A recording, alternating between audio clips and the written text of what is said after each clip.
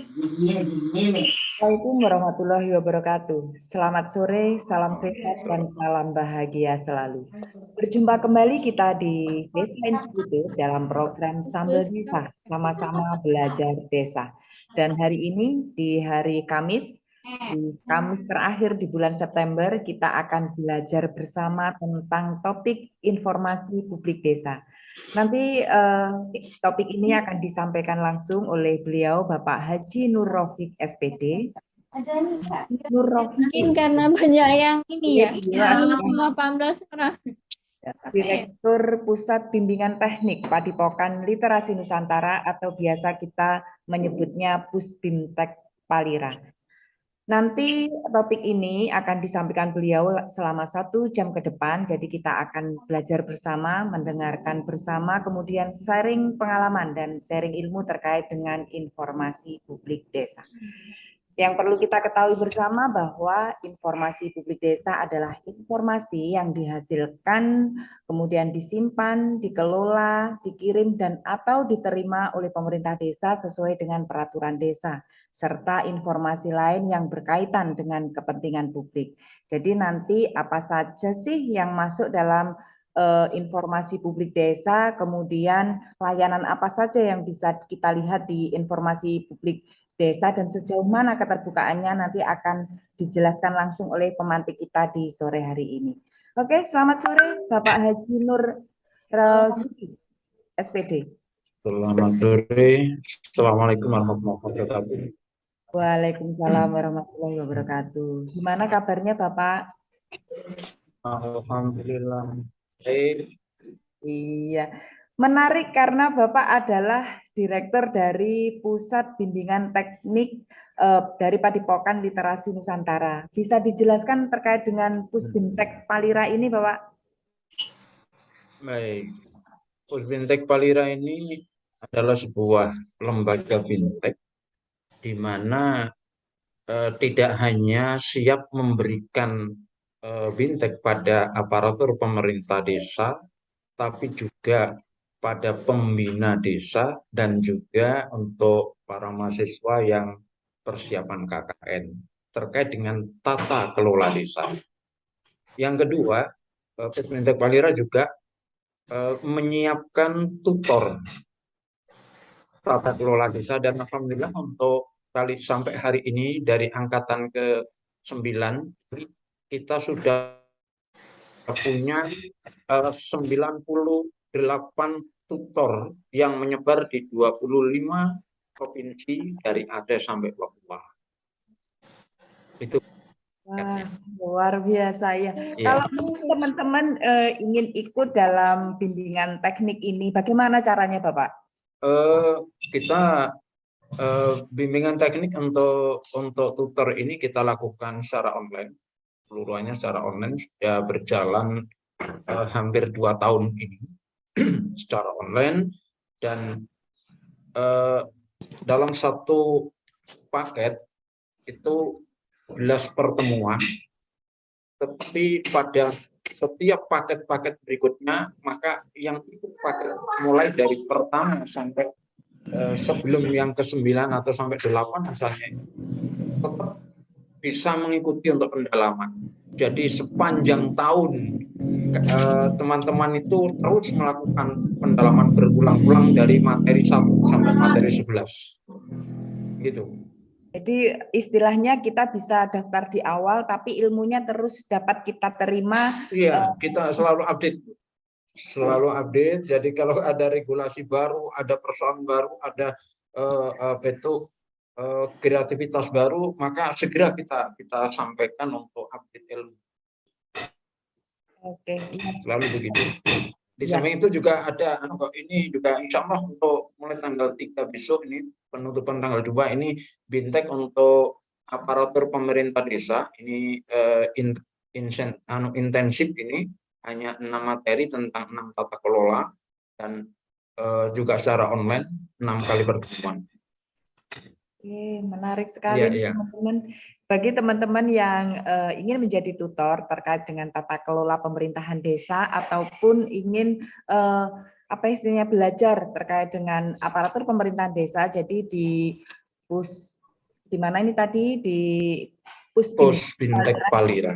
itu kita bisa daftar dan mengikuti pembelajaran melalui media online. Terima kasih Bapak informasi. Iya, dan Jeng Tias, itu untuk tutor itu tidak ada batasan pendidikan maupun profesi. Dari para tutor kami yang hampir 100 orang itu pun juga ada banyak dosen, juga bahkan juga ada guru besar, ada juga advokat, ada juga ombudsman, ada juga notaris, kepala desa, BPD, perangkat, malah hampir 20 orang juga pendamping, mulai dari PLD, PD, juga TA. Ada semuanya. Semuanya ada. Baik, teman-teman bisa bergabung di Puspimtek Palira, nanti bisa menghubungi langsung lewat saya, bisa langsung ke Bapak juga bisa. Iya, terima kasih banyak informasinya terkait dengan Puspimtek Palira, Bapak. Iya.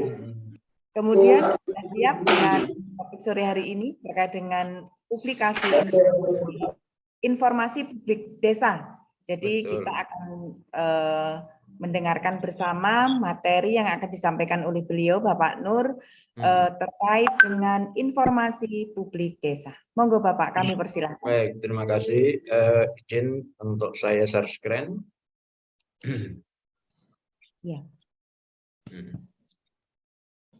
Saudara sekalian, saya sampaikan Assalamualaikum warahmatullahi wabarakatuh. Salam sejahtera untuk kita semua. Pada pertemuan di seri yang ke-63 untuk tayangan Sambil Desa kali ini, dan bagi saya dari Puspimtek Palira adalah tayangan pertama. Saya untuk informasi publik desa ini saya sampaikan atau kita akan tayangkan dalam 2 seri. Pada seri awal ini kita baru berbicara tentang bagaimana desa ini bisa menyiapkan diri untuk bisa transparan melayani informasi terhadap masyarakat desanya.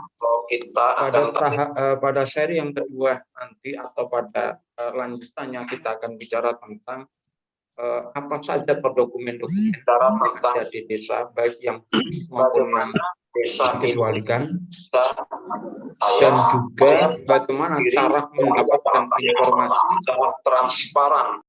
Lalu yang ketiga, bagaimana jika terjadi sengketa informasi. Itu nanti akan bicarakan pada seri lanjutannya. Baiklah, saudara sekalian, informasi publik di desa. Rujukan yang saya pakai sebagai dasar hukum untuk membedah ini, mulai dari Undang-Undang Nomor 14 Tahun 2008 tentang keterbukaan informasi publik, ini secara umum. Kemudian Undang-Undang Nomor 6 tentang desa, lalu PP 61 ini pelaksanaan terhadap Undang-Undang Nomor 14, kemudian Perki Nomor 1 Tahun 2008.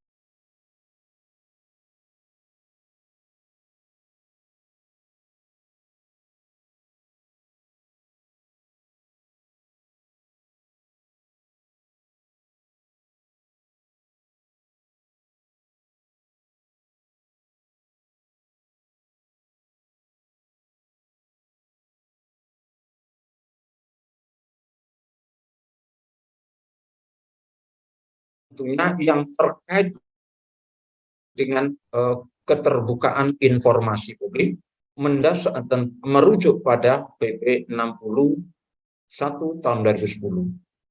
Dan yang terakhir adalah beberapa perdes, terutama perdes yang khusus keterbukaan informasi publik ini, namanya perdes tentang SLIP desa atau standar pelayanan informasi publik desa. Nah, selengkapnya saudara sekalian, desa ini akan bisa melayani informasi publik desa dengan baik, dengan mantap, manakala desa ini memiliki sederet peraturan di desa, baik itu Perdes, Perkades, Kepkades maupun peraturan BPD dan keputusan BPD. Di antaranya sampai sedemikian banyak ini. Mulai dari Perdes tentang kewenangan desa, dan yang paling pokok karena terkait informasi adalah adanya Perdes tentang standar layanan informasi publik desa. Selama desa itu tidak memiliki Perdes yang ini saya tulis merah nomor 10 ini tentang slip desa, maka seluruh dokumen desa adalah publik. Seluruh dokumen desa adalah publik. Karena menjadi ada pengecualian atau tidak itu diatur dengan Perdes tentang slip desa ini. Tuh. Dan yang kedua saya tandaskan, di desa itu tidak ada rahasia negara. Maka jika selama ini ada yang memberi keterangan ketika ada rakyat atau masyarakat desanya yang bertanya tentang dokumen publik, ternyata jawaban daripada pemangku desa adalah itu rahasia negara, maka sesungguhnya pemangku desa itu telah melakukan kebohongan publik. Tidak boleh demikian. Itu. Ini regulasi dan ini mungkin setelah saya nyampaikan nanti akan saya share supaya enak teman-teman juga bisa mendapat mendownloadnya. Iya, Bapak. Ya. Ya. Oke. Sambil diskusi nanti saya share ini. Nah, saudara sekalian,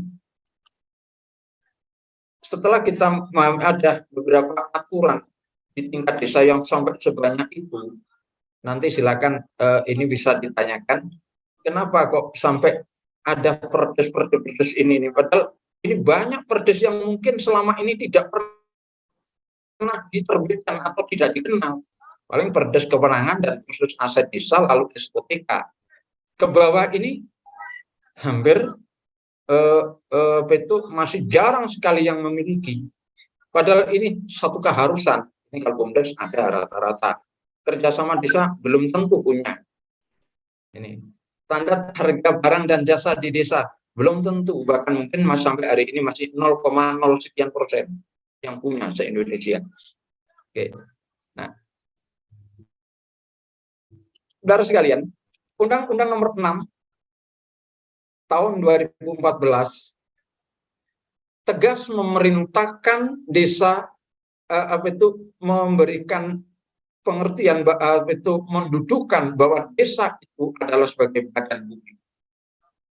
Bisa dilihat pada pasal 1 angka 2 ketentuan umum itu pasal 1 itu ya. Bahwa pemerintah desa adalah penyelenggara urusan pemerintahan dan kepentingan masyarakat setempat di dalam sistem negara Kesatuan Republik Indonesia. Adalah penyelenggara urusan pemerintahan. Nah, runtutannya di sini. Desa dalam kaitannya dengan Undang-Undang Nomor 6 ini ada satu perintah harus transparan. Ini dapat dibuktikan dengan adanya dua pasal yang gayung bersambut antara pasal 24 dan pasal pasal 24, kemudian ada di pasal 6 ini pasal 68 ini ya, pasal 68. Di pasal 24 ini memberikan petunjuk atau memberikan perintah bahwa penyelenggaraan bahwa kepala desa atau pemerintah desa itu wajib menyampaikan menyelenggarakan pemerintahan itu dengan keterbukaan. Asasnya banyak banget ini. Agar apa? Masyarakat dapat memperoleh informasi yang benar, informasi yang jujur, tidak diskriminatif. Ini kewajiban pemerintah desa, kewajiban pada badan publik di desa. Sementara sebagai keseimbangannya pasal 68 ini masyarakat berhak meminta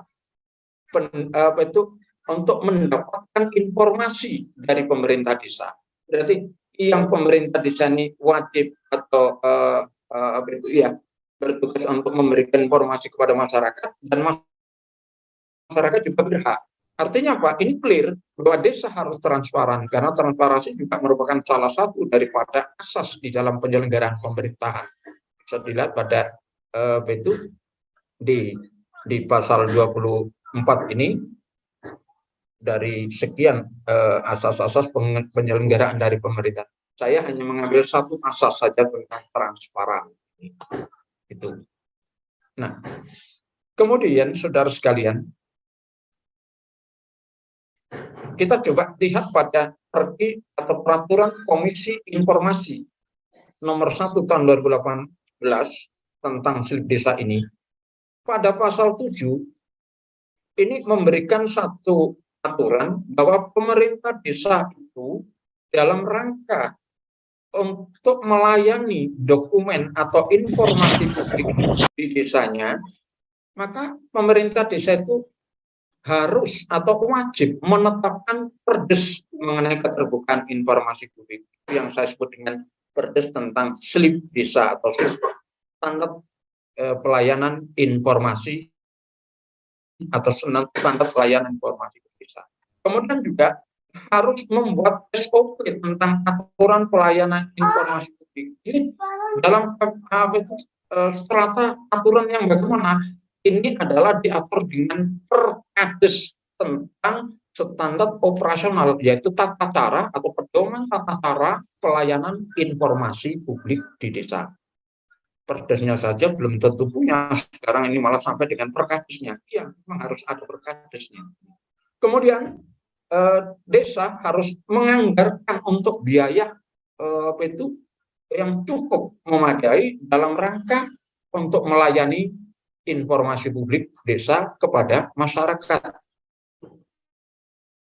Lalu menyediakan sarana prasarana untuk informasi publik. Nanti akan lanjutnya sarana itu apa saja kita akan uraikan. Kemudian menetapkan dan memutakhirkan data-data atau informasi itu, baik yang terutama yang secara berkala.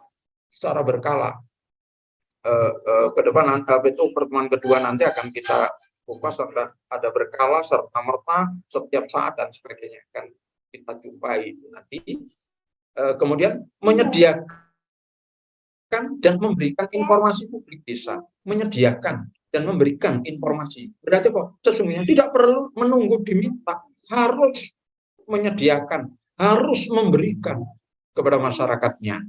Saya tandaskan-nya ya, masyarakatnya. Artinya pemerintah desa itu punya kewajiban ini kepada masyarakat yang menjadi kewenangannya, yaitu masyarakat desanya. Itu. Lalu pemerintah desa atau dalam hal ini kepala desa juga harus menunjuk dan menetapkan PPID desa, yaitu pejabat pelayanan informasi dan dokumentasi desa, dengan keputusan kepala desa. Dan PPID desa ini ditunjuk dengan pendekatan jabatan. Berarti yang menjabat ini ex officio, di mana pejabat pelayanan informasi publik, informasi dan dokumentasi desa itu dijabat oleh sekretaris desa, dibantu oleh satu kasih dan satu utamanya adalah untuk KAUR ini pasti, yaitu KAUR tata usaha dan umum, sedangkan kasih ini kasih pemerintahan dan kasih pelayanan. Ini nanti strukturnya di bawah ini ada struktur. Saudara sekalian, saya lanjut karena saya ingin secepat mungkin menyampaikan ini. Data saya hitungkan hanya 20 menit lah, setelah itu lebih senang diskusinya saya. Pemerintah desa perlu perdes tentang standar. Kenapa harus dibuatkan perdes? Karena pemerintah desa itu supaya dapat memberikan pedoman bagi desa dalam melaksanakan pelayanan informasi publik desa. Yang kedua, supaya desa ini bisa meningkatkan pelayanan, tidak hanya memberikan pedoman, tapi juga meningkatkan pelayanan publik terhadap masyarakatnya. Ini sehingga menghasilkan satu layanan informasi yang lebih baik dan berkualitas. Dan yang ketiga adalah menjamin pemenuhan hak-hak rakyat. Ini penting. Tiga hal ini sangat penting. Menjadi pedoman, bisa meningkatkan pelayanan, dan menjamin pemenuhan hak-hak masyarakat atas informasi dan dokumentasi publik yang ada di desanya. Karena dengan demikian nanti jika masyarakat ini hak-haknya dipenuhi tentang informasi, sangat mungkin partisipasi masyarakat, keikutsertaan masyarakat di dalam membangun desa itu akan lebih besar. Kenapa masyarakat sekarang ini banyak yang betul pasif terhadap aktivitas pemerintahan desa? Karena memang masyarakat saat ini itu nampaknya banyak yang hak-haknya ini tidak dilayani, itu hak publiknya. Pemerintah desa saat ini itu lebih nyaman mengabdi untuk atasannya, supra desa. Padahal dia, pemerintah desa ini dibentuk, pemerintah desa ini harus dipilih, itu adalah untuk melayani rakyat. Tapi kondisi akhir-akhir ini justru sebaliknya. Ini. Nah, itulah sehingga saya mengangkat awal pada bentuk informasi publik desa ini, karena saya ingin membuka pintu belajar tentang desa ini dari sini. Setelah ini nanti kita akan bicara pada seri berikutnya setelah selesai persoalan informasi publik desa dalam 2 seri. Seri ketiganya atau mungkin seri 65 nanti kita akan mulai dengan musyawarah desa. Saudara sekalian, peraturan desa tentang selebih desa ini akan memberikan petunjuk tentang PPID dan atasan PPD desa. Nah, atasan PPD desa ini dituangkan di PPID ini dituangkan dalam keputusan kepala desa. Atasan PPID itu namanya kepala desa, sedangkan PPID itu sekretaris desa. Maka teman-teman kalau meminta dokumen publik, kalau meminta dokumen kepada desa, itu jangan minta atau jangan kepada secara tertulis, bukan kepadanya itu kepala desa, tapi kepada PPID desa. Karena kepala desa ini atasan PPID, bukan PPID. Nah, selama ini kan kepadanya kepala desa, salah. Kalau kemudian kepala desa tidak menanggapi itu, benar kepala desanya. Udah mas, nggak ngereken Anda, begitu. Sampai ya tujukan pada yang berhak apa itu yang punya kewenangan ini. Nah, Anda meminta apa? Nah, cuma ya itu kadang juga nggak baik. Ya dijelaskan lah itu, Mas. Kalau menyodorkan surat permintaan ini permohonannya, coba dibaca di lampiran Perki nomor 1 tahun 2018 itu ada contoh surat permohonannya, disampaikan kepada siapa? Oh, PPD. Gitu. Ini contoh. Ini itu keputusan kepala desa yang kemudian itu disebut dengan keputusan kepala desa tentang PPID desa. Nah, saudara sekalian, dari keputusan kepala desa ini, struktur PPID itu menjadi seperti ini. Atasan PPID adalah kepala desa, kemudian PPID itu sekretaris desa. Dalam melaksanakan tugas pelayanan informasi dan dokumentasi desa, sekretaris desa sebagai PPID ini dibantu oleh KAUR Kasih, yaitu KAUR Tata Usaha dan ini adalah urusan pelayanan dokumen dan informasinya. Kemudian KAUR Kasih pelayanan ini adalah urusan klasifikasi informasi, ada informasi serta-merta, setiap saat, berkala, dikecualikan, ini adalah urusan pada pelayanan. Kemudian kasih kesejahteraan, kasih kesejahteraan ini apabila terjadi adanya sengketa informasi. Ini yang banyak berada di lapangan untuk menangani kita informasi.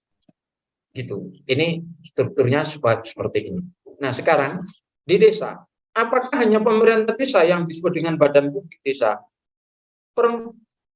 Pergi nomor 1 tahun 2018, di desa itu ada 4 badan publik berdasarkan Pergi nomor 1 tahun 2018.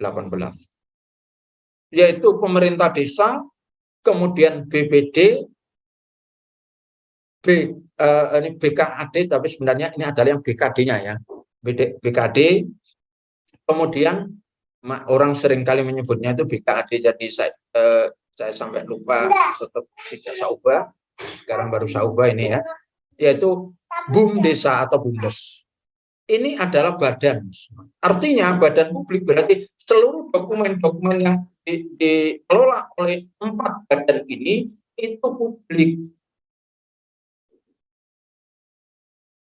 Dan secara berkala dan sebagainya, ini harus memberikan informasi kepada masyarakat. Cuma di dalam memberikan informasi, cara kerja mereka tidak memberikan sendiri-sendiri. Semuanya tetap memusat, yang memberikan informasi adalah PPID. Jadi dari BUMDes, dari BKD, dari PPID ini, informasi kepada publik itu, yang menjadi hak-hak publik ini, itu disampaikan kepada PPID untuk diteruskan pada masyarakat. Sehingga kalau masyarakat mau tanya tentang BUMDes, tidak harus langsung ke BUMDes, tidak apa-apa, kepada sekretaris desa. Sekretaris desa kalau dilempar itu maka salah. Harus bisa menjawab. Nah, kalau tidak ada bahan jawabnya, maka koordinasi dengan pengelola BUMDes. Kalau pertanyaan tentang BPID, maka sekretaris desa harus bisa jawab. Jika tidak menguasai, maka segera koordinasi. Begitu seterusnya cara kerja mereka ini. Nah, itu saudara sekalian. Sedangkan apa bentuk media yang bisa dipakai untuk menyampaikan informasi? Dalam Pergi nomor 1 tahun 2018 itu itu dikategorikan atau diklasifikasikan, dibagi menjadi ada 3 macam. Ada yang berupa media luar ruang, media teknologi informasi, dan media tatap muka. Media luar ruang ini ya termasuk baliho, banner, dan papan informasi dan sebagainya. Lewat teknologi adalah website, blog, Facebook, atau media sosial lainnya. Kemudian juga bisa dengan tatap muka, bisa forum dialog, diskusi, rembuk desa, atau musyawarah, macam-macam. Ketiga-tiganya ini kalau dalam rangka memberikan informasi kepada masyarakat, maka PPID ini juga harus selalu berperan untuk bersama-sama secara koordinatif dengan stakeholder yang ada di desa ini. Gitu. Karena informasi kepada masyarakat itu supaya kalau bisa itu diupayakan menjadi satu pintu, begitu, supaya nanti tidak terjadi ada perbedaan penjelasan yang justru menjadikan kekacauan di masyarakat. Itu maksudnya. Nah, itulah saudara sekalian, pada akhirnya penjelasan keterangan saya adalah bahwa koordinasi dan fasilitasi terhadap PPID ini sebenarnya tidak hanya antar stakeholder yang ada di desa, tapi juga ini harus dilakukan juga koordinasi dan fasilitasi ini dengan pemerintah kabupaten. Karena pemerintah kabupaten dalam peraturan Komisi Informasi ini ada perintah tugas kepada PPID yang ada di desa, yaitu apa? Harus memfasilitasi desa dalam ini meningkatkan pelayanan informasi publik. Kemudian juga dalam rangka meningkatkan kualitas ini, PPID desa itu berhak untuk mendapatkan pengembangan kapasitas, artinya semacam bintek. Itu pemerintah desa itu bisa minta kepada kabupaten, pada Pemkab. Tentunya apa? Ya baik itu dengan apa itu dana dari APBD maupun atau dari APBDes. Tapi melihat kalimat pasal seperti ini menunjukkan bahwasanya Pak, ya pemerintah daerah itu harus ada anggaran untuk meningkatkan kapasitas PPID di semua desa. Kemudian pemerintah daerah kabupaten ini juga wajib memfasilitasi ini pemerintah itu dalam rangka apa? Membangun dan mengembangkan ini sistem informasi desa. Ya, misalnya ada SID, ada dengan aplikasi dan sebagainya. Nih, kemarin atau beberapa tahun lalu ada SID yang tidak lewat Kominfo kabupaten, tapi lewatnya ada teman-teman pendamping sampai akhirnya di Kementerian Desa. Sebenarnya cuma sebentar kok tahu-taunya hilang, nggak bisa dibuka. Nah, ini seandainya kalau itu diserahkan sesuai dengan bidangnya di dalam karena sistem informasi itu ada di itu Kominfo, maka saya yakin itu tidak banyak hambatan. Demikian saudara sekalian, kita potong sampai di sini karena nanti masih ada lanjutan pada minggu depan, Kamis depan, yaitu mulai dari apa saja informasi, bagaimana cara untuk memperoleh informasi, dan bagaimana jika nanti tidak diberi informasi. Maka kita sampai dengan ini apa dan siapa dulu. Terima kasih. 23 menit. Saya kembalikan pada moderator Cang Tias, silakan. Iya. Dan share screen saya hentikan biar bisa saling melihat. Iya. Oke. Terima kasih Bapak atas paparan materi Iya. terkait dengan informasi publik desa. Jadi merupakan hal yang sebenarnya tidak asing karena memang informasi publik desa juga regulasinya jelas. Cuma memang keadaan di lapangan, kondisi yang ada di desa itu mungkin prosentase terkait dengan informasi publik desa masih kalah dengan terkait dengan pengelolaan keuangan desa atau perencanaan pembangunan desa yang lainnya. Sehingga memang perlu pemahaman bersama bahwa informasi publik desa itu penting bagi kedua-duanya, baik bagi pemerintahan desa maupun bagi masyarakatnya itu sendiri untuk saling mengetahui informasi keterkaitan dengan pembangunan yang ada di desanya. Menarik sekali, kita akan membuka forum diskusi terkaitan dengan topik kita sore hari ini. Dan ini materi sudah di-share oleh beliaunya, oleh Bapak Nur. Jadi teman-teman bisa langsung mengunduhnya di sini di forum chatnya. Jadi materi hari ini diberikan oleh Bapak Haji Nur Rozuki selaku Direktur dari Pusbimtek Palira. Jadi monggo nanti teman-teman bisa langsung unduh materinya di chatnya Zoom hari ini. Baik, kita akan membuka forum diskusinya. Luar biasa hari ini lengkap dan sangat jelas dipaparkan oleh beliau, mulai dari dasar hukumnya, kemudian siapa yang melaksanakan, kemudian untuk siapa, kemudian manfaatnya apa. Jadi sudah sangat jelas dijelaskan oleh beliau. Baik, teman-teman bisa langsung raise hand untuk yang ingin bertanya maupun ingin berbagi ilmu terkait dengan informasi publik desa. Sudah ada di sini Mas Hadi, monggo langsung open mic Mas. Baik, Assalamualaikum. Terima kasih Mbak Tias. Iya, monggo langsung Mas Hadi. Ya, salam kenal sama Pak Nur. Ya. Salam kenal Mas Hadi. Ya, Pak Nur. Ini menarik bagi saya pribadi khususnya ya, mengenai tentang informasi publik desa. Jadi tadi di Pak Nur di awal mengatakan bahwasanya bahagia ya dalam informasi di desa ini. Jadi terkait tentang informasi di desa ini, sejauh mana desa itu mempublikasikan daripada informasi. Di situ di Undang-Undang Nomor 6 di pasal 68 di situ ada beberapa hak-hak daripada masyarakat desa untuk mendapatkan informasi ya. Jadi sampai di batasan mana desa itu harus memberikan informasi kepada masyarakat ya kan terkait tentang empat bidang yang ada di desa ini, terutama di situ ada penyelenggaraan pemerintahan, terus ada pembangunan, ada pembinaan dan pemberdayaan. Semuanya jadi ada yang tersirat dan ada yang tidak tersirat kan gitu ya. Jadi kalau misalnya dari masing-masing desa tidak mempublikasikan kepada masyarakat desa, apakah bisa dikatakan indikasi ada penyimpangan terhadap penggunaan dana? Nah,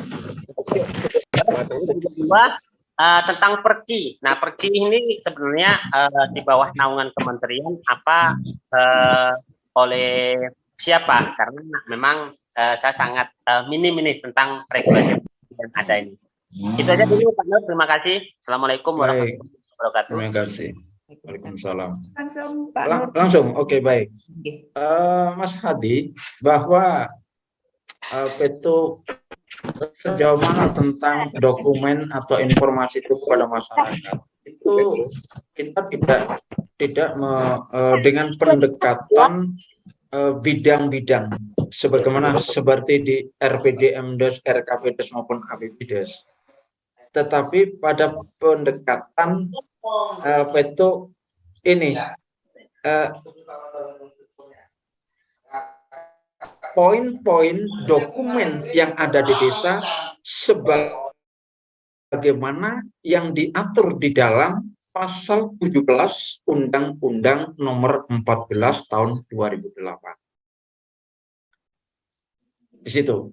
Nah, di dalam undang-undang ini nanti akan kita bahas pada berikutnya. Hanya saya beri gambaran biar pertemuan yang seri lanjutannya ini nanti supaya lebih seru nanti. Pada dasarnya begini, Mas. Bahwa dokumen itu apa saja tuh yang batasnya sampai di mana? Demikian, Mas. Tentang dokumen ini, dokumen desa itu apa saja itu publik, Mas. Tidak ada rahasia di desa itu. Yang ada adalah dokumen yang dikecualikan. Dan ketika dokumen yang ada yang dikecualikan itu, ini harus disepakati berdasarkan musdes, bukan musyawarah, musrem. Tapi musdes berarti apa? DPD lah yang punya peran untuk menentukan menyelenggarakan. Musdes berarti menentukan memimpin apa dokumen-dokumen ini yang perlu yang dikecualikan. Nah, di situ dokumen yang dikecualikan ini ternyata di pasal 17 itu tidak ada satupun ayat di pasal 17 tahun Undang-Undang 14 itu yang terkait dengan uang, Mas. Jadi ini sebagai pelantikan awal nanti kita diskusi pada seri berikutnya, bahwa terkait dengan uang di desa itu tidak bisa dimasukkan dalam dokumen yang dikecualikan. Nah, ini supaya kita semuanya nanti akan paham. Bagi pemangku desa, maka harus memahami, hati-hati, jangan sampai ada muncul gini, SPJ, ini hanya orang tertentu yang bisa lihat, nggak bisa, Mas. Masyarakat boleh tahu itu. Boleh tahu. Kenapa? Itu nggak bisa kemudian dimasukkan ke dokumen yang dikecualikan. Karena dokumen yang dikecualikan itu diantaranya, Mas, ada kaitannya membahayakan keamanan negara, ini terkait dengan hubungan luar negeri, terkait dengan SARA, ya ada kaitannya dengan semacam teroris. Hanya itu, Mas. Kalau keuangan negara, keuangan desa tidak ada. Ini kalau karena tadi arahnya kepada uang ya tadi kayaknya. Kemudian yang pergi. Begini, Mas. Dalam sistem kelembagaan di negara Indonesia ini ada lembaga tertinggi, ada lembaga tinggi, lalu ada lembaga pemerintah dan kementerian pemerintah. Jadi lembaga di Balai Besar Bahasa Indonesia itu lembaga negara, Mas. Apapun yang diputuskan Balai Besar Bahasa untuk meracik susunan tata bahasa Indonesia itu akan menjadi hukum. Yang ada di Kamus Besar Bahasa Indonesia itu hukum. Begitu juga ada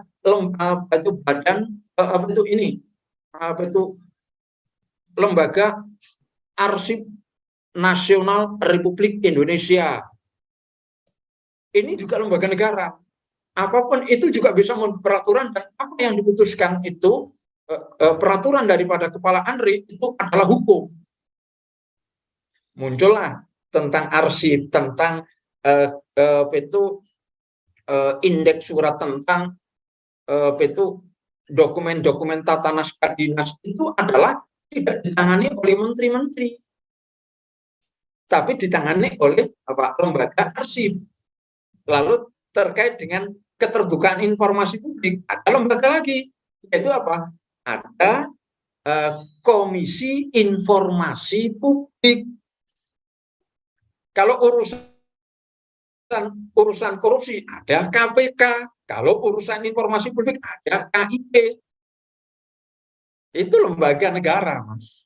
Gitu. Kemudian tingkat sampai dengan ke kabupaten ada namanya KIP kabupaten, KIP provinsi. Kemudian di setiap kantor ada namanya dalam rangka apa?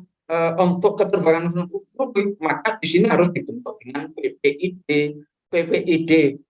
itu daerah, provinsi, PPID kabupaten, PPID desa ada. Kemudian untuk kantor UPD atau SKPD namanya pembantu PPID, karena itu bagian daripada kantor kabupaten. Begitu Mas Hadi gambarannya. Oke, jelas Mas Hadi. Jadi nanti jangan lupa, karena memang topik hari ini adalah masih pengantar, kita akan bertemu di Kamis depan untuk topik yang lebih mendalam lagi berkaitan dengan topik hari ini. Baik, ada lagi yang raise hand, kita beri kesempatan untuk Mas Agus Priyaji. Monggo, open mic.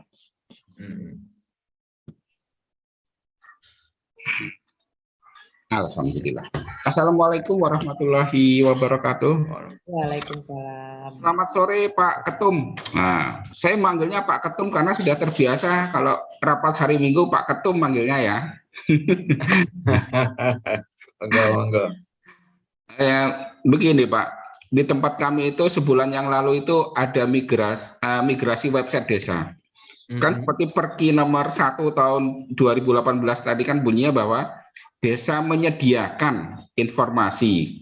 Nah, itu desa sebenarnya sudah menyediakan informasi di website desa tentang pembangunan yang ada di desa. Website ini dimigrasi oleh pemerintah pusat ya, Kominfo pusat gitu ya, dilakukan migrasi sehingga datanya itu mulai Oktober 2021 sampai bulan Juli 2022 itu hilang semua.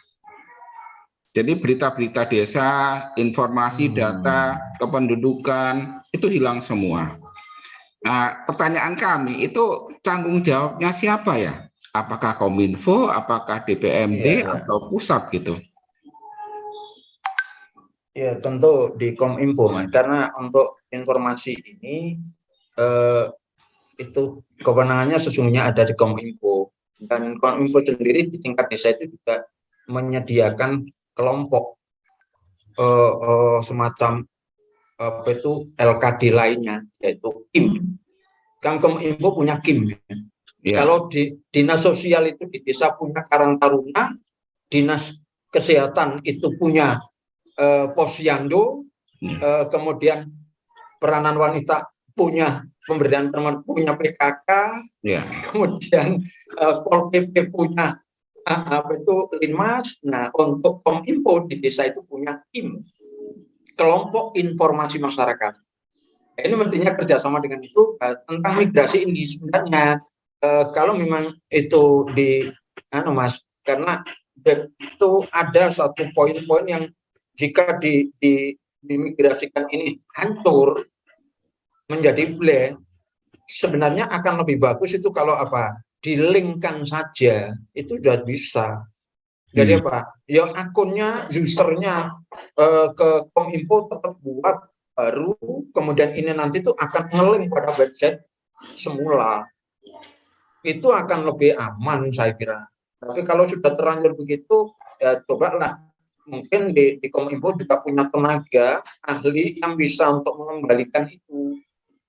Masuk lewat itu dikeluarkan dulu injeknya atau include-nya supaya keluar lagi, begitu Mas gambarannya. Jadi berarti untuk peningkatan kapasitas itu sebenarnya ada tanggung jawab juga dari Pemda ya? Iya, jelas kok itu di Pergi itu. Bahwasanya pemerintah daerah itu, pemerintah kabupaten itu harus memberikan itu ini peningkatan kapasitas pada PPID di desa. Ya. Harus memfasilitasi tentang sistem informasi desa. Harus itu, Mas. Ya. Anggarannya masuknya ada di lewatnya dari jalurnya ada di Kominfo. Itu. Oke, monggo lanjut. Ya, terima kasih, Mas. Monggo. Jeng Dias, monggo lanjut. Iya, terima kasih. Jadi sudah sangat jelas ya, nanti kita tetap harus ada koordinasi dan sinergi dengan Kominfo terkait dengan informasi publik desa yang menggunakan aplikasi atau menggunakan sistem. Baik, di sini juga sudah ada yang raise hand, kita beri kesempatan untuk Mas Arnoldi. Oh iya, Mas Arnoldi. Ini Mentawai ini. Iya. Ini, Monggo Mas, langsung. Ya monggo Mas Arnoldi. Soalnya sinyalnya di sana sulit. Ini. Open mic dulu. Open mic dulu, mic-nya dibuka. Ya, kayaknya Mas Arnoldi belum open mic ini. Sebentar, kita buka dari sini. Ya. Halo. Ya. Ya, monggo Mas. Selamat sore untuk Pak Ketum. Selamat sore. Begini Pak Ketum, yang saya tanyakan itu masalah tentang keterbukaan informasi sesuai dengan Undang-Undang Nomor 14 Tahun 2008. Nah, di mana di dalamnya itu sering kita tanya, apalagi masalah anggaran desa. Tapi desa dan bendahara sekdesnya selalu mengatakan itu rahasia negara. Bagaimana langkah selanjutnya kita ambil Pak Ketua? Terima kasih. Iya, jadi apa yang disampaikan oleh Mas Arnold ini adalah juga disampaikan oleh Mas Hadi melalui chat bahwa bagaimana apakah jika desa tidak mau mempublikasikan itu ada indikasi penyimpangan dana desa. Monggo langsung Bapak. Baik, pada pertemuan yang ke depan nanti akan kita kupas secara detail. Cuma sekarang harus supaya ini tidak kecewa urutannya Mas. Jika desa itu semuanya ini dengan hukum formal Mas atau hukum positif itu pakai tulis Mas. Ketika meminta atau melakukan permohonan dokumen maka harus disampaikan secara tertulis. Lalu PPID ada dua kemungkinan sikap yang dilakukan, yaitu apa? Menolak secara tertulis dengan menunjukkan alasan hukumnya, kemudian keberatan dengan bentuk alasan hukum dan kekhawatirannya. Ada dua dan formatnya beda. Jadi apa itu harus tertulis. Tapi kalau yang minta itu hanya lisan, ya jangan kecewa kalau kemudian enggak bisa masuk. Ya dijawab lisan, akhirnya enggak punya dokumen. Nah, apabila di situ ada aturannya Mas, Perki nomor 1 itu tahun 2018 itu permintaan pertama kalau 7 hari tidak dilayani, maka bisa melayangkan yang kedua kalinya. Kalau 7 hari tidak dilayani lagi, maka itu sang pemohon bisa menyampaikan surat kepada atasan PPID di desa, yaitu apa? Laporan keberatan atas tidak ditanggapinya. Nah, nanti di situ akan ada mediasi oleh atasan, berarti oleh kepala desa, akan ditemukan dengan sekdes. Jika ini tetap jawaban kepala desa ini tidak memuaskan, maka sang pemohon bisa melakukan sengketa atau melaporkan gugatannya kepada KIP Kabupaten. Komisi Informasi Publik Kabupaten, ini sebagai langkah adjudikasi. Tapi di tengah-tengah itu misalnya untuk memediasi juga bisa dilakukan, itu nanti detail akan pertemuan berikutnya, hanya saya kasih kilasan aja. Ya jelas urutannya secara pokok itu seperti itu tadi Mas, secara tertulis 2 kali tidak tanggapi, baru nanti kepada kepala desanya sebagai atasan, kalau tidak ditanggapi maka nanti kepada PKIP atau Komisi Informasi Publik itu kabupaten. Kalau ada, jika kabupaten belum ada KIP maka ke provinsi. Di situ aturannya. Nah, cuma ya sekarang ini kalau kabupaten tidak punya KIP, ini kok kaningaya. ini kok begitu menyengsarakan rakyatnya gitu loh. Misalnya di Jawa Timur sendiri loh Bu, Mbak Tias, ini masih banyak loh. Masih ada beberapa kabupaten itu yang tidak punya KIP. Kasihan itu. Akhirnya apa? Melakukan sengketanya itu menuntutnya ke Surabaya. Iya, kalau Sidoarjo misalnya, tapi Sidoarjo ada. Justru yang tidak punya itu adalah kabupaten yang letaknya jauh dari Surabaya. Kasian banget itu. Kita tunggu bergabung di Sambal Desa hari Kamis mendatang. Teman-teman yang ingin bergabung di grup WA-nya Pusbimtek Palira di chat itu saya buatkan grup Sambal Desa itu Jeng Tias itu teman-teman yang tidak puas dalam Zoom meeting ini bisa kita layani di grup itu. Di grup ini ya luar biasa. Langsung saya layani. Iya, langsung dibuatkan kalau kita biasa menyebutnya langsung tanggap waskito ini, Mas Nur. Benar. Sudah saya siapkan tadi. Khusus. Iya. Khusus. Ada untuk... yang resen, Pak Nur, kita beri kesempatan. Bang Ben, open mic.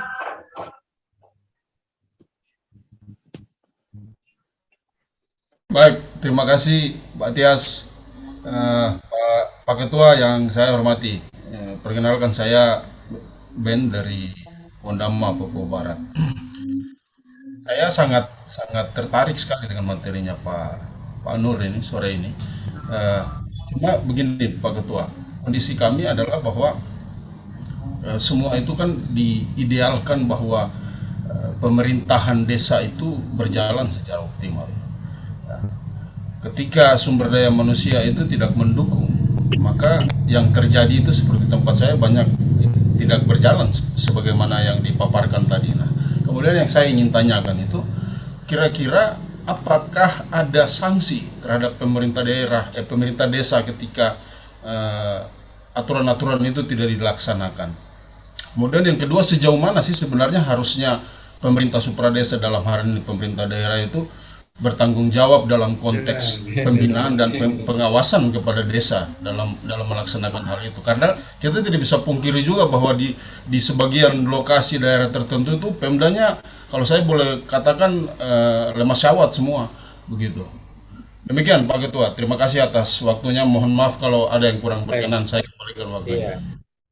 Iya. Bagaimana kalau desa memang karena sumber daya manusianya sehingga itu tidak bisa terpenuhi, apalagi tuntutan ada sekian perdes tadi. Lalu bagaimana sekarang ini dengan supradesa sebagai pembina dan pengawas desa? Inilah sebenarnya hal mendasar yang selama ini adalah kelemahan kita, tetapi semua pihak atau banyak pihak yang tidak mau merasa. Karena kondisi ini pula sehingga saya tetap konsisten berbicara tentang tata kelola desa. Karena apa? Kenyataan sekarang ada keluhan. Mau program selangit tidak akan bisa sukses kalau tata kelolanya tidak digarap dulu. Tidak akan bisa. Gitu loh.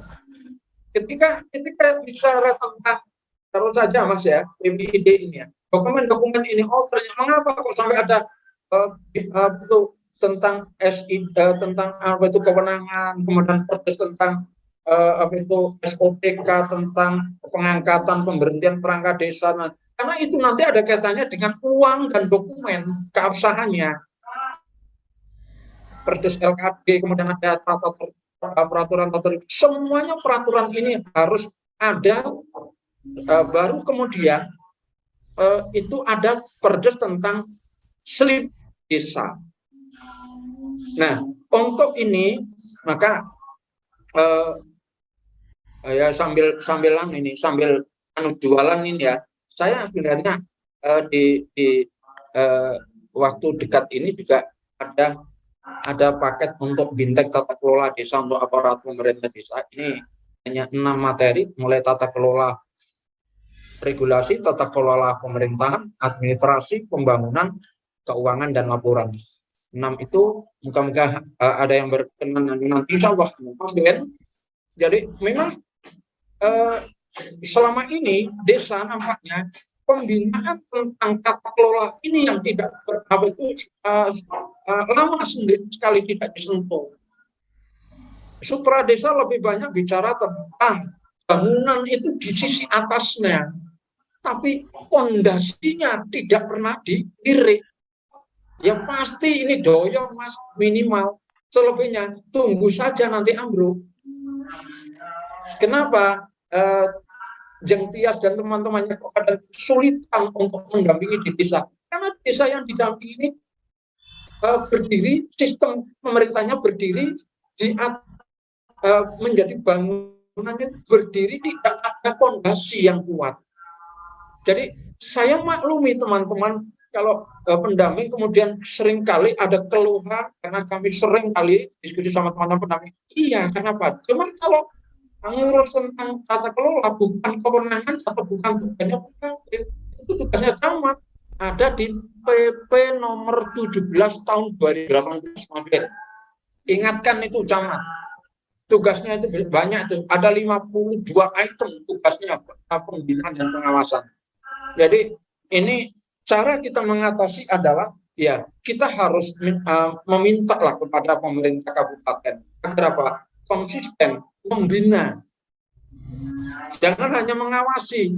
Toh kalau mengawasi juga yang tidak koordinatif dengan mengawasi itu lebih banyak arahkan kepada tugaskan yang secara internal oleh kepada BPD. Konsennya lebih banyak pada apa? Pembinaan. Itu. Nah ini. Nah kalau ada kekurangan seperti itu, sepanjang masyarakatnya ini nggak ada konflik, nggak ada gugatan, nggak aman-aman, Mas. Tetapi jangan lupa, itu suatu saat nanti pun akan ada masyarakat yang menggugat, Mas. Terutama saat ini tentang aset desa. Sekarang mungkin aman, tapi suatu saat ini, akan jadi runyam persoalan kalau sekarang tidak ditata tata kelolanya. Ini begitu. Jadi saya sarankan Mas, barangkali ada yang ingin bergabung dengan kami, monggo. Saya siap, dan bahkan Mas, misalnya saya didatangkan di wilayah itu siap saya. Dan demi apa? Demi bangsa ini, jujur. Kenapa saya menggunakan kata Nusantara? Kenapa saya menggunakan padepokan literasi? Saya lebih banyak pada edukasinya. Dan edukasi ini sesungguhnya adalah pembinaan. Atau bahkan lebih dari sebuah pembinaan. Begitu. Jeng Tias, lanjut. Yuk. Iya, memang titik kritisnya adalah terkait dengan pemahaman. Jadi pemahaman peran fungsi masing-masing pemerintah desa terkait dengan tata kelolanya, kemudian supra desa di atasnya, yang paling dekat adalah kecamatan, itu paham betul juga dengan tugas fungsinya. Jadi insya Allah nanti akan semua berjalan dengan lancar. Tapi memang perlu wadah, perlu seseorang, perlu yang turun tangan untuk memahamkan ini. Jadi kalau tadi disampaikan oleh Bapak bahwa tugasnya camat itu banyak sekali, iya, seharusnya iya, tapi memang kondisi di lapangan ya kita tahu lah. Iya. Dan nanti kedepannya melalui BIMTEK Palira, teman-teman dari pemerintah desa bisa ikut dalam pembelajaran yang dilaksanakan oleh Pusbimtek, sehingga fondasinya dalam mengelola desa, baik pengelolaan perencanaan, keuangan, dan lain sebagainya, itu semakin kuat. Gimana Bang Ben? Sangat puas? Oke, teman-teman perlu kami informasikan bahwa buat BIMTEK di wilayah itu datangan saya bisa, Mas, tidak ada masalah. Agak monggo gitu ya semua. Oke, jadi karena memang sistemnya adalah berbasis online, semua bisa masuk se-Nusantara, tidak hanya yang ada di Jawa Timur. Jadi semua nanti bisa mengikuti kelasnya Pak Nur yang ada di Pusbimtek Palira. Baik teman-teman, perlu kami informasikan kembali bahwa topik hari ini adalah dasar untuk topik selanjutnya. Kalau hari ini kita membahas terkait dengan informasi publik desa, maka akan berkelanjutan di topik selanjutnya, yaitu terkait dengan peta jalan pelayanan informasi publik. Gandeng dengan apa yang dipertanyakan oleh teman-teman tadi, nanti semua akan disampaikan oleh beliaunya, Bapak Nur, di episode 2. Jadi sampai ketemu lagi nanti di hari Kamis terkait dengan topik peta jalan pelayanan informasi publik. Baik teman-teman, tak terasa waktu kita sudah berada di penghujung karena sudah jam 5, jadi kami mohon untuk Pak Nur memberikan closing statement untuk topik hari ini. Terima kasih, Jeng Tias. Saudara sekalian, harus kita sadari, paham, dan kemudian kita aktualkan bahwa memberikan informasi kepada masyarakat sesuai dengan haknya adalah kewajiban kita semua sebagai pemangku desa. Jangan ada yang ditutup-tutupi. Karena apa? Transparansi, keterbukaan ini justru akan mendorong tingginya partisipasi terhadap pembangunan di desanya. Jika transparansinya ini betul rendah, maka pasti partisipasi publik juga akan rendah. Sampai ketemu Kamis yang akan datang. Terima kasih. Terima kasih. Iya, mewakili dari tim Sambal Desa, kami mengucapkan terima kasih untuk waktunya hari ini, Bapak Nur. Semoga kita bertemu lagi di Kamis depan dengan topik lanjutan dari topik sore hari ini. Semoga selalu dilimpahi kesehatan dan kebahagiaan, Amin. Bapak. Amin. Amin. Oke, teman-teman, tak terasa kita sudah berada di Terima kasih, Pak penghujung Ketua. Ya, sekali Sama-sama. lagi ilmu hari ini sangat bermanfaat. Jadi semoga menjadi ladang amal bagi Bapak Nur dan bermanfaat untuk kita semuanya. Amin. Baik teman-teman, selalu saya berpesan bahwa siapapun kita, dari manapun kita punya peran. Dan dalam berperan, jangan baperan. Sampai jumpa di episode Sambal Desa selanjutnya, mulai hari Senin sampai hari Jumat, jam 4 sampai jam 5 sore waktu Indonesia Barat. Salam sehat dan salam bahagia selalu untuk keluarga tercinta. Wassalamualaikum warahmatullahi wabarakatuh.